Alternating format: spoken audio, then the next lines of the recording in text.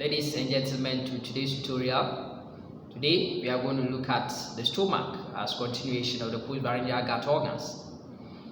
Remember that the stomach is a sac-like organ, almost D-shaped organ, which I often describe it as being mango-shaped.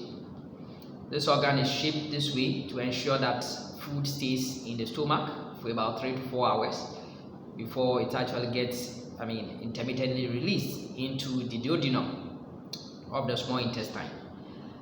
Now this stomach, yes, we said is sac-like, is going to store, apart from storing, will be important as far as the chemical digestion of food will be concerned. Actually, chemical digestion of protein food. Apart from that, it will also be relevant in mechanical digestion of food by way of churning the bolus of food into chyme. So without much ado, let's begin our journey looking at the stomach. Remember that the stomach will be more related to the left upper quadrant. In terms of regions, it will be related to the left hypochondriac region, yes, in the epigastric region, even sometimes in the lower lumbar, even apart from that in the umbilicus, it can be there. So let's look at the stomach with actually having all these portions which we are going to look at. All right.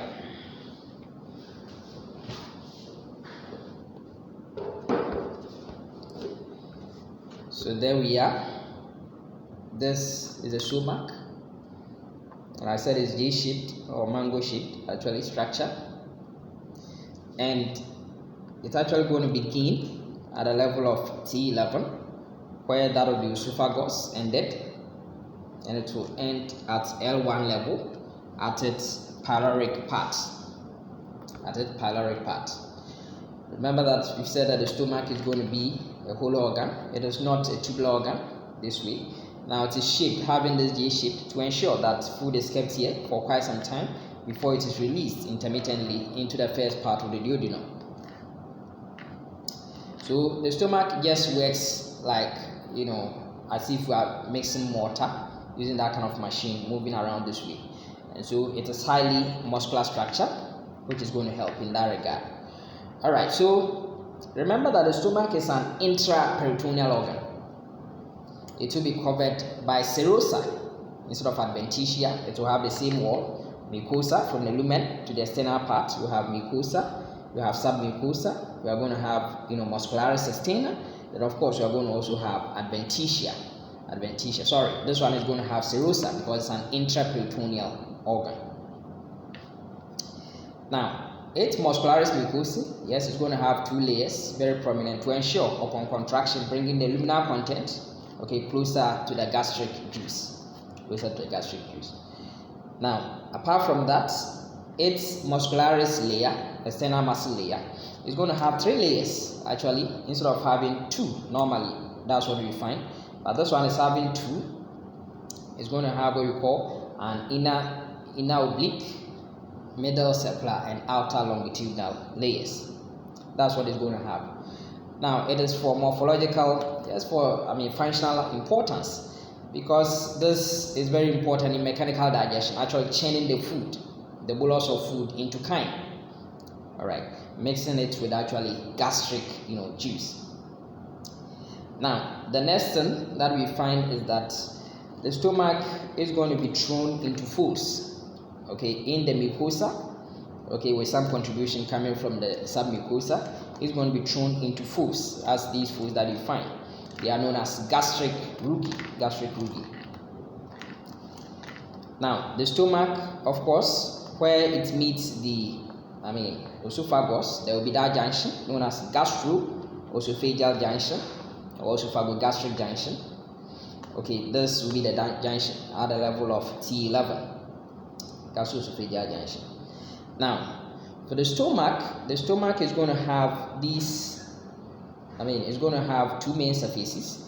I realize that this surface, runs this way as I want to complete it this way, and therefore we have the anterior superior surface and we have the posterior inferior surface. This is the superior portion, so we're going to have the anterior superior surface and we are going to have the posterior inferior surface.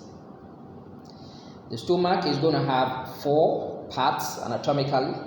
It's going to have what we call the cardia, and the cardia is the area where the esophagus meets the stomach. That's the cardia, or the cardiac region, or the cardiac part of the stomach. And then if you take an imaginary line where my pen is, okay, to run this way above it, okay, where the esophagus entered, if you take an imaginary line this way, okay, transversely, then above this area we are going to have what we call the fundus of the stomach, the fundic part of the stomach. Now within this fundus we are going to have air over here, or gas will fill up this place. This is the fundus, the fundic part of the stomach. Now the next one, which runs all the way up to this point, is known as the body of the stomach. The body of the stomach, that's the body of the stomach. And then we are going to have, the pyloric part. Now for the pyloric part is actually divided into a pyloric antrum, which is funnel shaped, and it will continue as the pyloric canal. So pyloric antrum, and then continues as canal. So canal is the terminal portion of the stomach, pyloric canal. Now we have two notches, okay, of the stomach, where the esophagus met the cardia, okay, so between actually the fundus and the cardiac part of the stomach, we are going to have a notch here, and this notch is known as cardiac notch, was related to the cardia of the stomach, cardiac notch. At this level, where the body meets the pyloric parts, we are also going to have what we call angular notch, or incisura, angularis, angular notch will also be here. Now, one thing that we also find with the stomach is that the stomach is going to have two curves. It is going to have a smaller curve over here, which the smaller curve is known as lesser curvature of the stomach. Now this lesser curvature of the stomach provides attachment to what we call the hepatogastric ligament. So there's a ligament which connects the liver to the stomach. Okay, it is this lesser curve that provides that kind of attachment.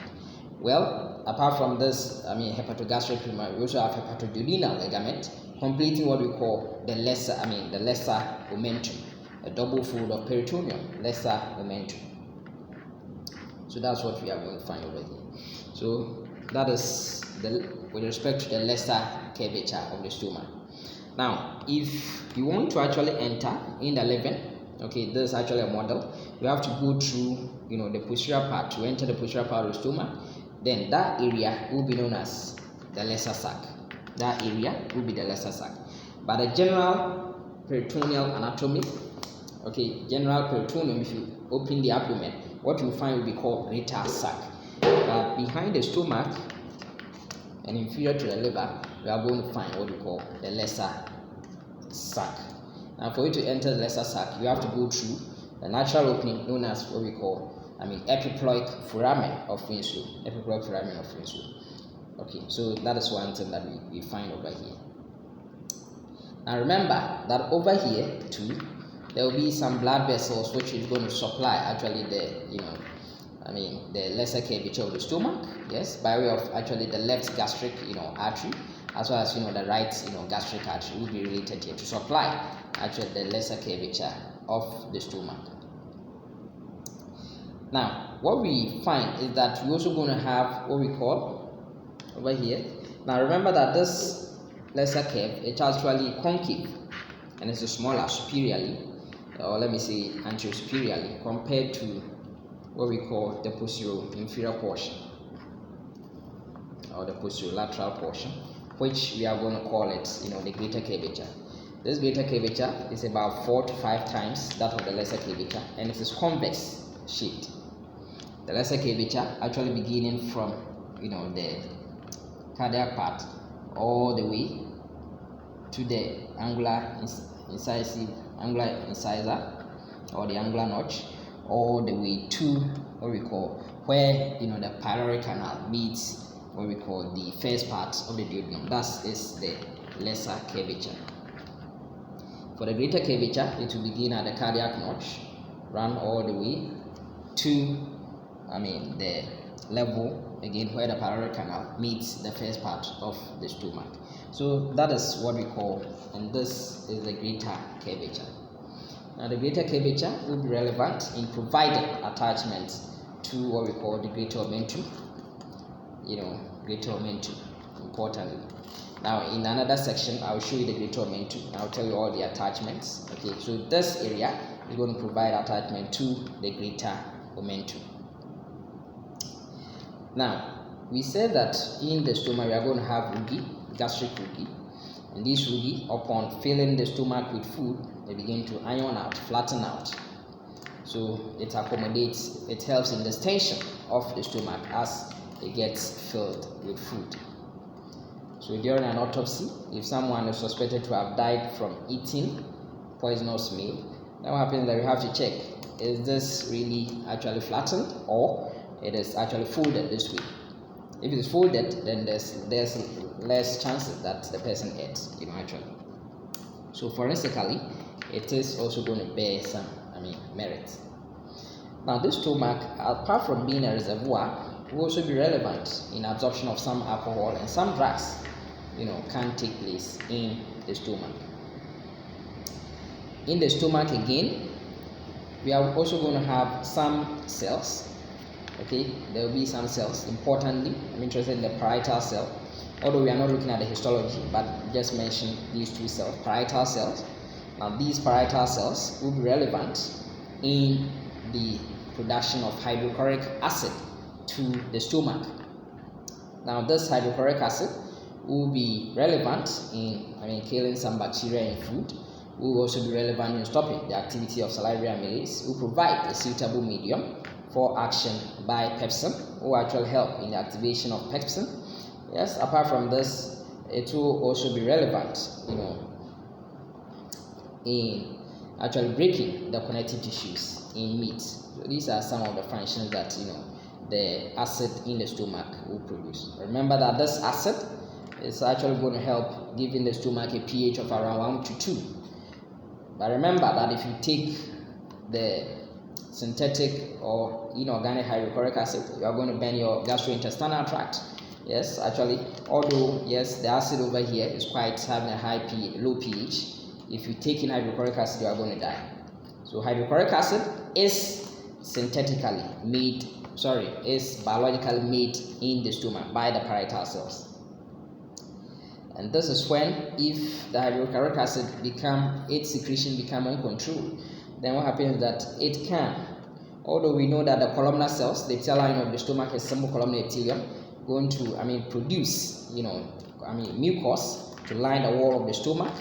What happens is that if it is excess and there is this organism which is known as Helicobacter pylori implicated, it can actually break through the mucus, so that the harsh nature of the acid will have direct effect on the wall of the stomach, actually digesting some wall part of the stomach, leading to what we call peptic ulcer. This one is related to the stomach, so we call it gastric ulcer. And it can also actually move into the first part of the duodenum, and that is what we call duodenal ulcer, if the acid is too much. And that is why people will be given omeprazole to reduce the production of hydrochloric acid, because omeprazole is a proton pump inhibitor. So that is one thing that we have to understand over here. So apart from hydrochloric acid being produced by the parietal cells, the hydrochloric acid will also, now one thing about gastric ulcer is that upon eating, because when you eat, the acid won't get directly onto the wall. What happens is that it gets relieved upon eating. So such people who want to eat all the time, even at night, they will wake up and eat. Once they feel that pain in their stomach, therefore such people tend to have build on weight, okay, because of upon eating they tend to feel okay. But with duodenal ulcer, upon eating, okay, then they rather, because upon eating the gastric secretion will come here and then to come this way, which will actually corrode the wall of the first part of the duodenum. So they don't like to eat. So if you look at this, someone with an ulcer, peptic ulcer, who is slim, then the person is likely to be suffering from what we call duodenal ulcer. Someone with peptic ulcer who is actually having enough weight, then the person is likely to have gastric ulcer. So that is one thing that we understand over here. But in addition to the hydrochloric acid, what happens is that these parietal cells will be relevant in production of something we call intrinsic factor. Now, intrinsic factor will be help in the absorption of vitamin B12 at the terminal parts of the ileum. So at the terminal part of the ileum, when you look at the small intestine, we understand all these things. At the terminal part of the ileum, vitamin B12, which is known as cobalamin, will be absorbed with the help of what we call intrinsic factor. There should be that complex for absorption into the mucosa of the terminal part of the ileum. Otherwise, you lose all those vitamin B12 that you've taken in, and it is likely going to result in what we call megaloblastic anemia, or actually pernicious anemia, which is a form of macrocytic anemia. So that is one thing that we find. That is why if someone goes through what we call partial gastrectomy or total gastrectomy, if there's, let's say, cancer with the stomach, or some portion of the stomach is dysfunctional and it has to be taken off in order not to affect the rest, then there's likely that the person may suffer from what we call some form of anemia, actually pernicious anemia. Again, if someone goes through a partial gastrectomy, there will be the need to actually modify the food that the person eats. The food that the person eats shouldn't be so hard enough that will require the churning action of the stomach. Apart from this, the stomach will be relevant. There will be an important cell which is going to be the chief cell. Chief cell is going to produce what we call the protein, the protein digestion enzymes, because that is where the chemical digestion of protein will begin. Now, these protein digestion enzymes, mainly we are going to have what we call the pepsinogen, which will be activated to pepsin by the ACL, which will help in breaking down the long chain polypeptides into short chain ones, as well as peptones and peptides actually will be coming from here. But remember that we also have another one known as renin. Now, the reason why the enzyme will have to be secreted in the form of pepsinogen first, where it's a zymogen, or in the inactive form of the enzyme, a proenzyme, before it is activated upon the presence of food, is that the stomach wall is having its protein nature, so we can actually digest it. So if it is produced when we need it, or when it is activated when we need it, then it's able to help protect the stomach from auto digestion. Now, renin, which is also produced, will be more in people who are actually taking a lot of milk, like infants, taking a lot of milk. They will have a lot of renin, because renin is important in curdling of milk, actually solidifying the milk by converting the soluble carcinogen protein in the milk into the insoluble casein, and that is what we call as well as people who actually drink directly from breast milk. Individuals who drink from such area will have high content of renin. So that's one thing. Now, remember that the food will be stored here for about 3 to 4 hours. Now, if it actually gets released, the food will be released intermittently into the first part of the duodenum. Now, what happens is that if the food contains a lot of fat, then its release will be quite slower compared to if it doesn't contain enough fat. Because remember that in the first part of the duodenum, yes, and actually the second part of the duodenum, the food will have to be emulsified, and then to also have to be acted upon by the pancreatic lipase, and therefore that one takes quite a long time compared to the other food molecules. So by way of enterogastrone, which is actually an enteroendocrine hormone or hormone-like substance, will actually control the release of chyme intermittently into the first part of the duodenum. So that's one important thing that we have to understand.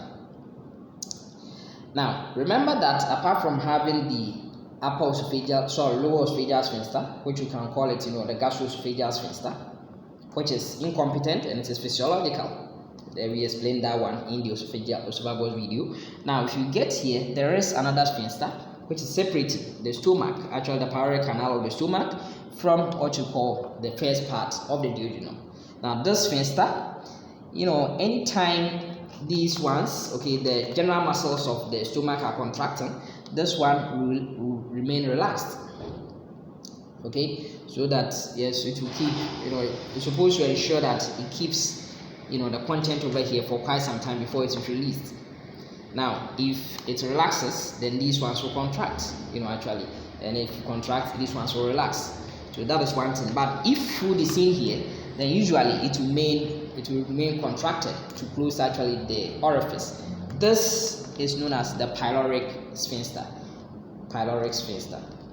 or the gastroduodenal sphincter. Very important, very competent. Now this one is actually formed by thickening of the smooth muscles of actually the circular muscles of the stomach. So that is one thing very important, being a very important anatomical sphincter. Now, one thing that we find with the stomach is that the stomach, in terms of its innervation, will be coming from actually the vagus nerve. The vagus nerve, which will actually also supply the lower part of the esophagus. The vagus nerve will be important. Now, vagus nerve is a parasympathetic nerve. Therefore, it will promote peristaltic movement, chaining action, secretion of the gastric juice. Yes, it's going to help in this regard. But in terms of the sympathetic innervation, to be coming from the T6 to T9, vertebral level, of the spinal cord, will be providing that kind of sympathetic, innervation. Now, again, as we said, if this, sphincter, sometimes if it is coming too much, then it can lead to, what we call the, duodenal ulcer. The duodenal ulcer can happen in there. Now, sometimes if the stomach content is not released timeously, then what happens is that it can also contribute to GORD formation, where actually, the lower esophageal sphincter, will become incompetent. So that, that one can happen. If in situations where, we have such a situation where the stomach is failing to empty, its content, timeously, in time, actually. And then we also talked about, hiatal hernia, where a portion of the stomach, actually the cardiac part of the stomach, will protrude, into the esophageal hiatus. It can cause that kind of, problem in that regard. So, by way of lymphatics to the stomach, will drain into the gastric and the gastromental lymph nodes, which are related in the various curvatures of the stomach,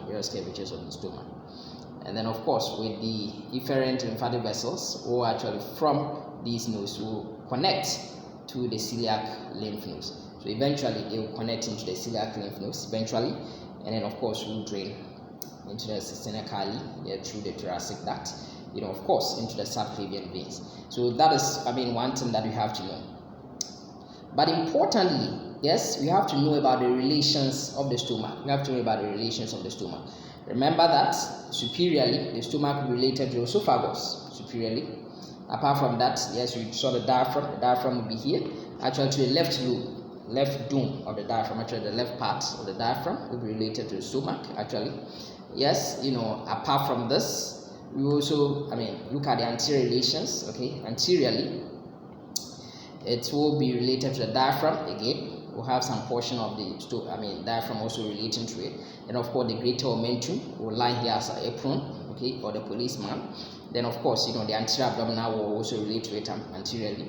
As far as, apart from that, we also have some kind of left part or the left lobe of, the liver, as well as the gallbladder will relate to it, somewhat anteriorly. Now, for the posterior relations, now let me show you this to explain the posterior relations.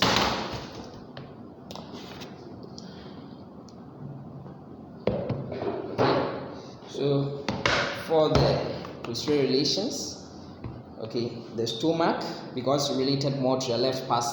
Now the posterior relations form what we call the bed of the stomach. So that if the stomach becomes, let's say, ulcerous, ulcer affect the stomach, or any of these structures become inflamed, then it will actually affect the stomach, because the stomach lies on these structures, forming the bed of the stomach. And importantly, we saw the lesser side could be related to it. Even apart from that, you have what we call the pancreas, also forming, bed of the stomach.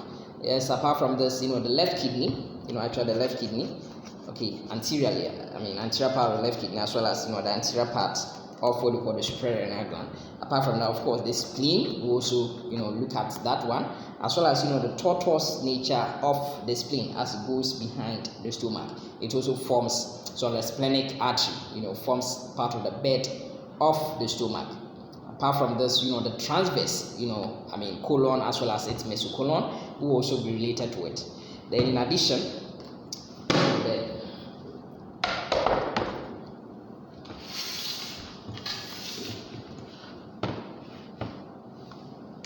so that is one thing. Now this is the pancreas, okay, will be related to it posteriorly. There's the spleen posteriorly. These are some of it.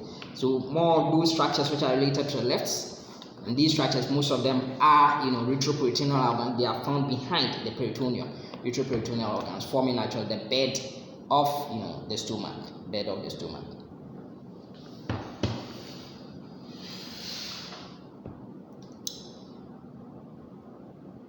All right, ladies and gentlemen, I think this was helpful to you. We look at the rest of the organs as far as the postpharyngeal gut is concerned. Thank you very much for your audience, and may God richly bless you.